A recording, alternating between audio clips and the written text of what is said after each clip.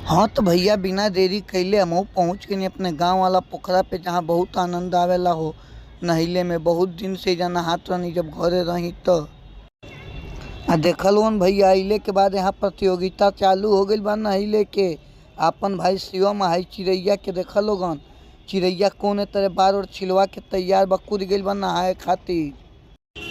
फिर हम काहे पीछे रही भैया, अपना भाई अंकुर के साथे कूद गनी हमहू नज़ारा लेवे खातिर पानी के। पौरे तो नहीं आवेला, अंकुर भाई सिखावत ना। देखा लोगन कोने तरह हल्का हल्का यही में तैराकी चालू बा, लिया था अपने गांव के पोखरा के आनंद।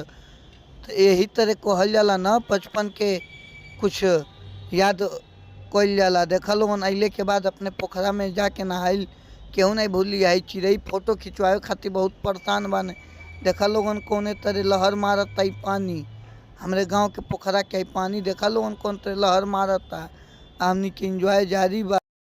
ए भैया खाली नहिले से काम चले वाला ना रहला। अंकुरवा लगल सर्कस देखा हमारे ऊपर, आप देखा डुबा देले रहला हमके, लेकिन कोनो तरह हम बच गई नहीं।